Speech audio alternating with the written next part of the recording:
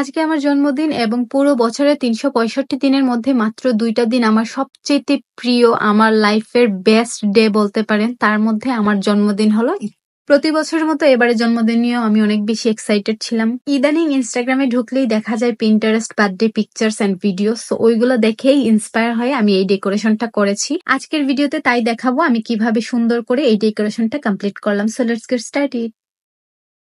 ফার্স্টেই আমরা বো বানাবো, তার জন্য লাগবে রিবন। আর এই রিবনগুলো যে কোনো লাইব্রেরিতে পাবেন, দাম রাখবে 20 থেকে 30 টাকা, একটা দিয়েই হয়ে যাবে।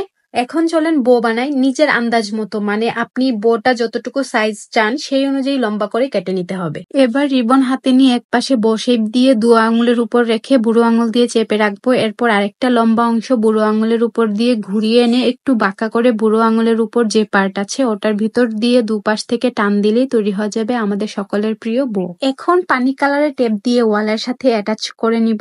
And birthday means lots of balloons to me, so yes আমি আমার এজ নাম্বারস এর 2টো বেলুন নিয়েছি এন্ড এগুলোকেও ডাবল সাইড টেপ দিয়ে ওয়ালের সাথে অ্যাডজাস্ট করে নিব। আমার কাছে ক্যান্ডেল স্ট্যান্ড নেই, তাই আমি ছোট গ্লাস বো দিয়ে ডেকোরেট করছি। কিউট না গ্লাস দুইটা? And birthday decoration is incomplete without a cake, so yes আমি সবসময় সাদামাটা কেক পছন্দ করি, তাই এই কেকটা অর্ডার করেছি। এখন এটাতেও কিছু বো সেট করবো। বো গুলোকে কেকের উপর ধরে আলতোভাবে চাপ দিলেই লেগে থাকে খুব সুন্দরভাবে। এবারে টেবিল সাজানোর পালা। তো প্রথমেই একটা কাপড় অথবা টেবিল ক্লথ দিয়ে টেবিল ঢেকে নিব। আর আমার কাছে কেক স্ট্যান্ড নেই, তাই জোড়া তালি দিয়ে কেক রাখার জন্য কিছু একটা বানিয়েছি এন্ড কেকটা রাখার পর ভালোই লাগছিল।